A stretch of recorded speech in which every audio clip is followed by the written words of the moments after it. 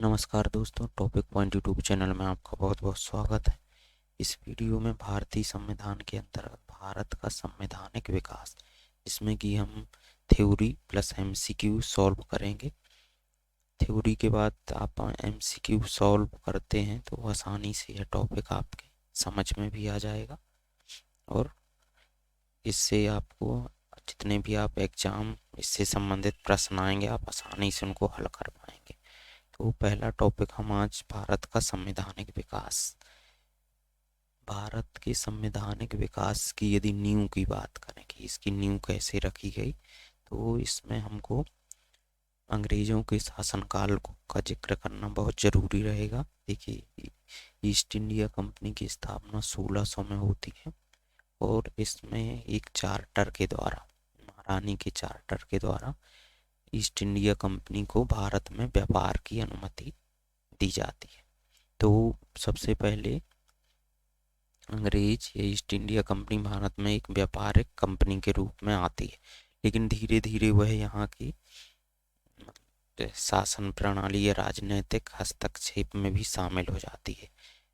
तो 1765 में बंगाल, बिहार और उड़ीसा, बीबीयू का मतलब है बंगाल, बिहार और उड़ीसा को उसको राजस्व के साथ दीवानी अधिकार भी वह अपने हाथों में ले लेती है ईस्ट इंडिया कंपनी। इस तरह से वह एक क्षेत्रीय शक्ति के रूप में काम करने लगती है। तो राजनीतिक व्यापार के साथ भारत में उसका राजनीतिक हस्तक्षेप भी धीरे धीरे होता रहता है और यही राजनीतिक हस्तक्षेप 1857 की क्रांति का कारण बनता है कि वह भारत के बहुत सारे आंतरिक मामलों में भी हस्तक्षेप करने लगती है ईस्ट इंडिया कंपनी।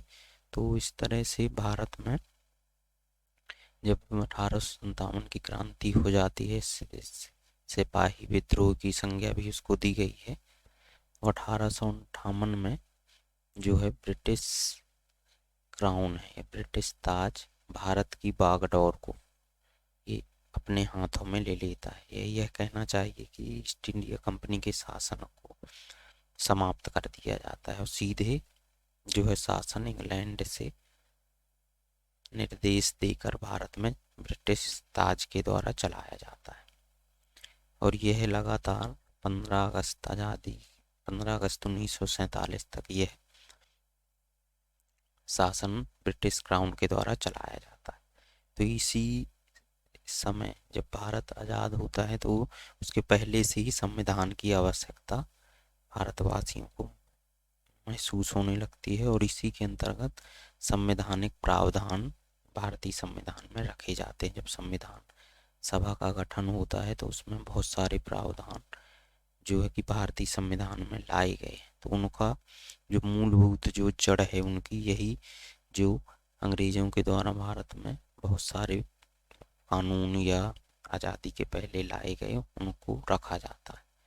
तो ब्रिटिश शासित भारत में, ठीक है, ब्रिटिश शासित भारत में सबसे पहले कंपनी के द्वारा शासन चलाया जाता है। फिर 1858 में ब्रिटिश ताज उस शासन को अपने हाथों में ले लेता है। तो इस दौरान बहुत सारे नियम कानून लाए गए, उसी को हम आज इस संवैधानिक प्रावधान के अंतर्गत देखेंगे। तो सबसे पहले यदि बात करें तो इसको भारत के संवैधानिक विकास को हम दो भागों में बांट कर पढ़ते हैं।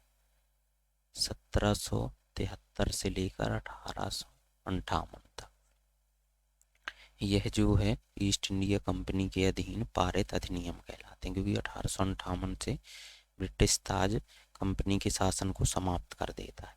फिर ब्रिटिश क्राउन के शासन अधीन पारित अधिनियम, ये अधिनियम 1858 से 1947 तक पारित होते हैं। सबसे पहले जो ईस्ट इंडिया कंपनी के अधीन पारित अधिनियम है वह है 1773 का रेगुलेटिंग एक्ट। इसका रेगुलेटिंग एक्ट इसको इसलिए संज्ञा दी जाती है क्योंकि यह जो है रेगुलेट करना यानी चलाना, भारत के शासन को चलाना। तो पहला एक्ट जो है भारत के संवैधानिक विकास के अंतर्गत यह है रेगुलेटिंग एक्ट 1773। इसके अंतर्गत प्रमुख प्रावधान क्या थे कि कलकत्ता में उच्चतम न्यायालय की स्थापना, कलकत्ता में उच्चतम न्यायालय की स्थापना 1774 में की गई थी। इसके प्रथम न्यायाधीश थे मुख्य न्यायाधीश एलिजा एम्पे। तो कई बार ये भी प्रश्न आ जाता है ये कलकत्ता में उच्चतम न्यायालय की स्थापना किस अधिनियम के तहत की गई थी? तो याद रखिएगा, रेगुलेटिंग एक्ट 1773 के अंतर्गत 1774 में की गई। और इसके पहले बंगाल का गवर्नर रहता था, तो पहले बंगाल के गवर्नर थे रॉबर्ट क्लाइव, लेकिन इस एक्ट के अंतर्गत बंगाल के गवर्नर को बंगाल का गवर्नर जनरल पदनाम दिया गया, और यह पहले थे वारेन हेस्टिंग्स। फिर इसके बाद दूसरा जो एक्ट आता है पिट्स इंडिया एक्ट। इसमें आप इन एक्टों का शॉर्ट नोट्स भी बना सकते हैं, जो आपको रिवाइज करने में काफ़ी मदद करेगा। तो हमने इसको छोटे रूप में आपको बताया, जिससे आप जो मेन बातें हैं संवैधानिक प्रावधानों के अंतर्गत उनको ध्यान रख सकें। तो पिट्स इंडिया एक्ट 1784, इसके अंतर्गत नियंत्रण परिषद की स्थापना की गई। फिर तीसरा एक्ट है चार्टर एक्ट 1813। यह सभी एक्ट 20-20 वर्षों के अंतराल में लाई गई, लगभग 20 वर्षों का अंतराल था इनमें, तो याद रखिएगा। चार्टर एक्ट 1813 में क्या है कि शिक्षा पर प्रतिवर्ष 1 लाख रुपए का खर्च का प्रावधान इस पर रखा गया। और इसमें एक जो IMP है प्रश्न आया भी है कि कंपनी का व्यापारिक एकाधिकार समाप्त हो गया। कई बार प्रश्न आया हुआ है कि किस अधिनियम के द्वारा चाय एवं चीनी को छोड़कर कंपनी के व्यापारिक एकाधिकार को समाप्त कर दिया गया? तो 1813 के चार्टर एक्ट के द्वारा। फिर नेक्स्ट आता है चार्टर एक्ट 1833। इसके अंतर्गत प्रावधान रखा गया कि बंगाल के गवर्नर जनरल को संपूर्ण भारत का गवर्नर जनरल बनाया गया। पहले भारत के गवर्नर जनरल थे लॉर्ड विलियम बेंटिंग। इसमें कंपनी के व्यापारिक एकाधिकार को पूरी तरह से समाप्त कर दिया गया, और गवर्नर जनरल की परिषद में चौथे सदस्य के रूप में कानूनी सदस्य को शामिल किया गया, जो कि कानूनी सदस्य थे लॉर्ड मैकाले।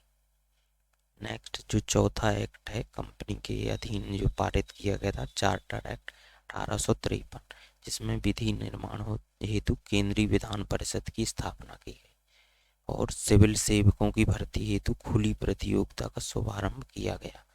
इस एक्ट के तहत सिविल सेवा की जो ओपन भर्ती है शुरू की गई 1853 के चार्टर एक्ट के द्वारा। इसके बाद जो है 18 में ये 1857 की क्रांति होती है, जिसके बाद भारत का जो पूरा शासन है इंग्लैंड शासित महारानी अपने हाथों में ले लिया जाता है महारानी के द्वारा। तो इसको कहा जाता है ब्रिटिश ताज के अधीन भारत में पारित अधिनियम। ब्रिटिश ताज के अधीन पारित पहला अधिनियम है भारत शासन अधिनियम 1858, जिसमें गवर्नर जनरल को भारत का वायसराय पदनाम दिया जाता है, और भारत के पहले वायसराय हैं लॉर्ड कैनिंग।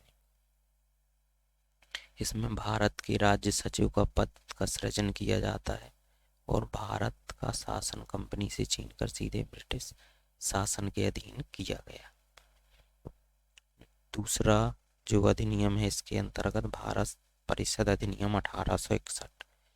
तो इसमें वायसराय को अध्यादेश जारी करने की शक्ति प्रदान की जाती है, और इसी में ही विकेंद्रीकरण की शुरुआत की जाती है। नेक्स्ट जो अधिनियम है तीसरा भारत परिषद अधिनियम 1892, इसमें कि केंद्रीय विधान परिषद के भारतीय सदस्यों को वार्षिक बजट पर बहस करने तथा प्रश्न पूछने का अधिकार। ठीक है, तो किस प्रावधान के तहत बजट पर बहस करने का अधिकार दिया गया? ये IMP है, याद रखिएगा 1892 के भारत परिषद अधिनियम के अंतर्गत। फिर चौथा अधिनियम है भारत परिषद अधिनियम 1909। यह भी मोस्ट इम्पोर्टेंट है, मार्ले मिंटो सुधार अधिनियम के नाम से यह जाना जाता है। इसमें पृथक निर्वाचन के आधार पर मुस्लिमों के लिए सांप्रदायिक प्रतिनिधित्व का प्रावधान किया जाता है। तो आप मार्ले मिंटो से ऐसे याद रखिएगा M, ठीक है, तो M से ही मुस्लिम, ये मार्ले मिंटो, ठीक है। तो इसमें पृथक निर्वाचन, ठीक है ना, मुस्लिमों के लिए सांप्रदायिक पृथक निर्वाचन की व्यवस्था रखी गई। फिर नेक्स्ट अधिनियम है भारत शासन अधिनियम 1919। इसको मॉन्टेग्यू चेम्सफोर्ड सुधार अधिनियम भी कहते हैं। इसमें केंद्र में द्विसदनी, याद रखिएगा, केंद्र में द्विसदनी व्यवस्था का वो प्रारंभ किया गया और प्रांतों में द्वैध शासन की शुरुआत की गई। कई बार ये दोनों प्रश्न आते हैं कि केंद्र में द्विसदनी व्यवस्था वो किस अधिनियम के तहत प्रारंभ किया गया, तो भारत शासन अधिनियम 1919 के तहत, और प्रांतों में द्वैध शासन की शुरुआत भी भारत शासन या मॉन्टेगू चेम्सफोर्ड अधिनियम 1919 के तहत की गई। और इसमें विषयों को दो भागों में आरक्षित एवं हस्तांतरित में बांटा गया। इसके बाद है मोस्ट इम्पोर्टेंट अधिनियम भारत शासन अधिनियम 1935। तो इसमें जो प्रावधान थे केंद्र में संघात्मक सरकार की, ठीक है, इस वाले अधिनियम में 1919 में केंद्र में द्विसदनी था, लेकिन इसमें केंद्र में संघात्मक, ठीक है, और इसमें जो है प्रांत में द्वैध शासन जो इसमें शुरू किया गया था उसको समाप्त कर दिया गया, ठीक है, प्रांत में द्वैध शासन समाप्त करके केंद्र में द्वैध शासन की शुरुआत की गई। इसी के अंतर्गत आरबीआई की स्थापना की गई और संघीय न्यायालय की स्थापना, संघीय न्यायालय की स्थापना इस एक्ट के तहत 1937 में की गई, ठीक है। बर्मा को भारत से अलग किया गया, यह भी मोस्ट इम्पोर्टेंट है, और सिंध एवं उड़ीसा नामक नए प्रांतों का निर्माण किया गया। तो यह कुछ बेसिक बातें थी जो कि भारत के संवैधानिक विकास से जुड़ी थी। यदि इतनी बातें आप याद रखते हैं तो इससे जुड़े प्रश्न भी आप आसानी से हल कर पाएंगे। अब हम इसके बाद एमसीक्यू देखते हैं। तो पहला हमारा एमसीक्यू है कि निम्नलिखित में से किस अधिनियम में कलकत्ता में सर्वोच्च न्यायालय की स्थापना का प्रावधान रखा गया। निम्नलिखित में से किस अधिनियम के तहत भारत में रेगुलेटिंग एक्ट 1773 के अंतर्गत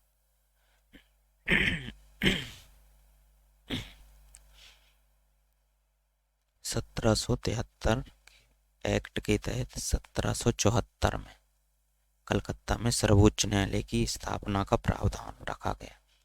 नेक्स्ट क्वेश्चन है, हमको सुमेलित करना है, नियंत्रण परिषद की स्थापना, सर्वोच्च न्यायालय की स्थापना, इंग्लिश मिशनरियों को भारत में कार्य करने की अनुमति और गवर्नर जनरल की परिषद में कानूनी सदस्य की नियुक्ति।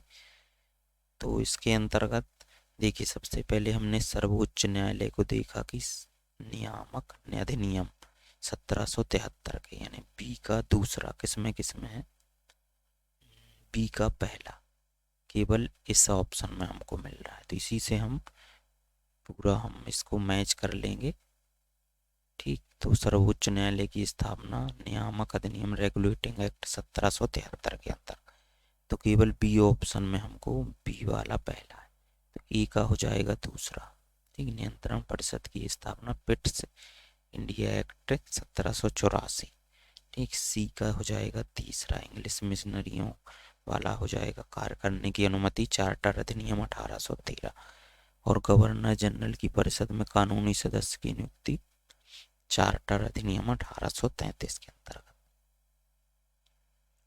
फिर नेक्स्ट क्वेश्चन है कि निम्नलिखित में से किसने भारत में अंग्रेजी शिक्षा की या किससे नींव पड़ी, तो 1813 का charter act, general committee of public instruction 1823, प्राच्यविद एवं आंग्लविद विवाद, तो यह भी ऑप्शन सही है, ये भी सही है, और तीनों, यहाँ पर इसका राइट आंसर हो जाएगा डी। नेक्स्ट क्वेश्चन है कि किस अधिनियम के द्वारा ब्रिटिश संसद ने चाय और चीनी के साथ, ठीक, चाय और चीनी के साथ व्यापार को छोड़कर ईस्ट इंडिया कंपनी के भारत के साथ व्यापारिक एकाधिकार को समाप्त कर दिया। चीन है, ठीक, चाय और चीन के साथ व्यापार को छोड़कर ईस्ट इंडिया कंपनी ने के भारत के साथ व्यापारिक एकाधिकार को समाप्त कर दिया। 1813 का एक्ट, 33 का चार्टर अधिनियम, 53 का चार्टर अधिनियम या 73 का चार्टर अधिनियम, तो इसका राइट आंसर है 1813 के चार्टर अधिनियम के अंतर्गत। नेक्स्ट क्वेश्चन है कि किस अधिनियम ने भारतवासियों को अपने देश के प्रशासन में कुछ हिस्सा लेना संभव बनाया, तो इसका राइट आंसर है चार्टर अधिनियम 1833।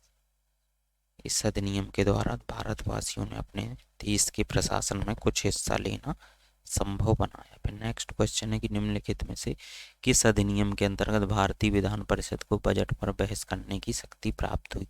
भारतीय परिषद अधिनियम 1861, भारतीय परिषद अधिनियम 1892, भारतीय परिषद अधिनियम 1909 और भारतीय परिषद अधिनियम 1919।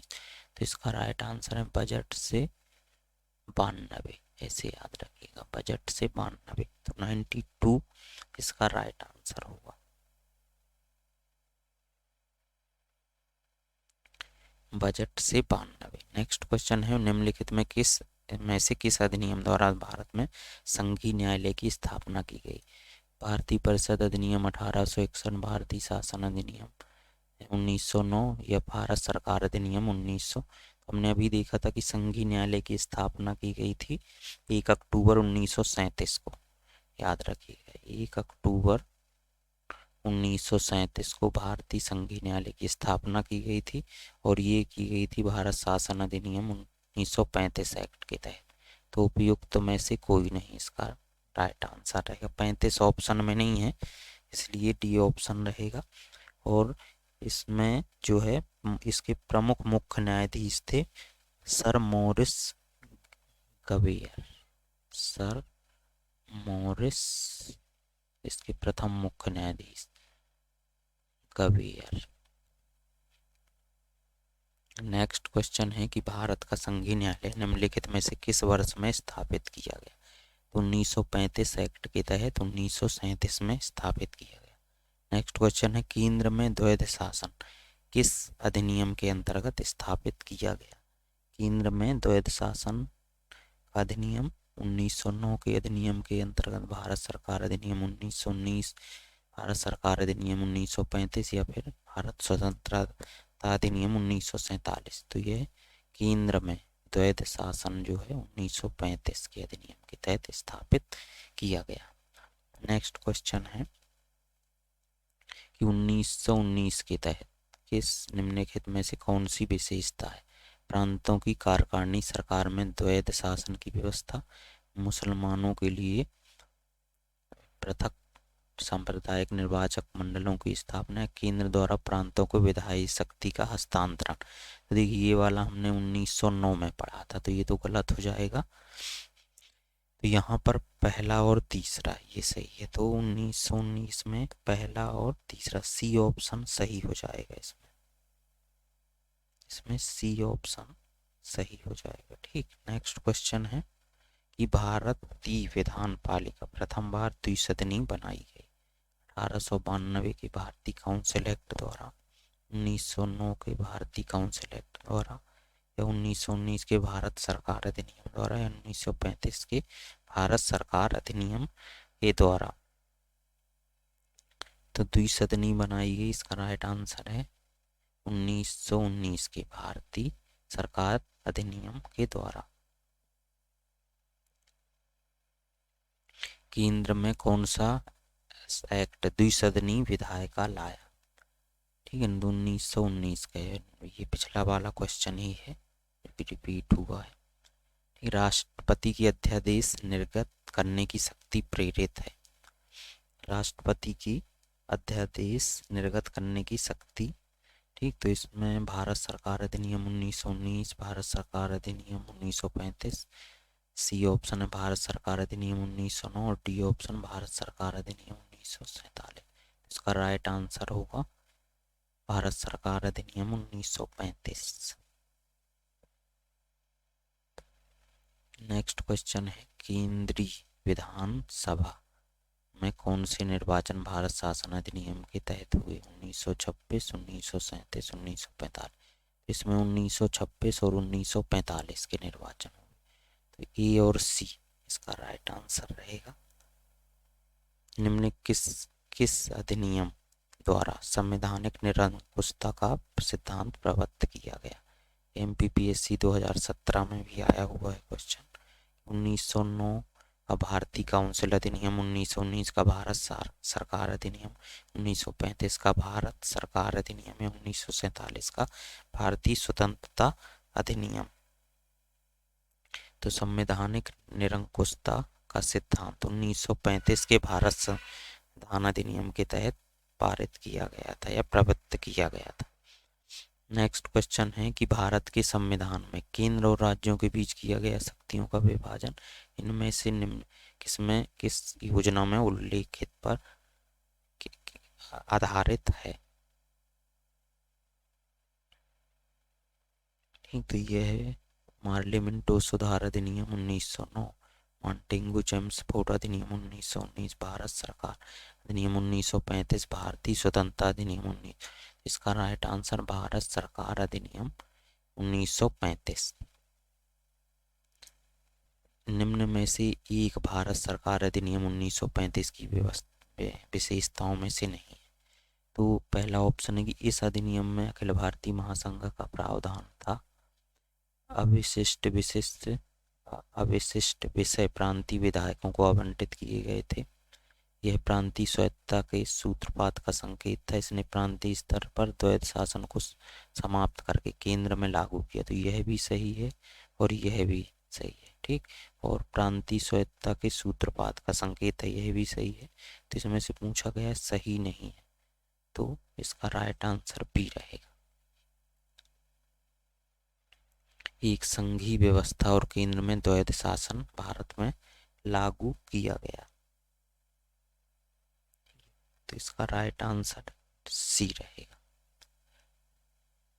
निम्नलिखित अधिनियमों में से किस अधिनियम के फलस्वरूप बर्मा को भारत से अलग किया गया।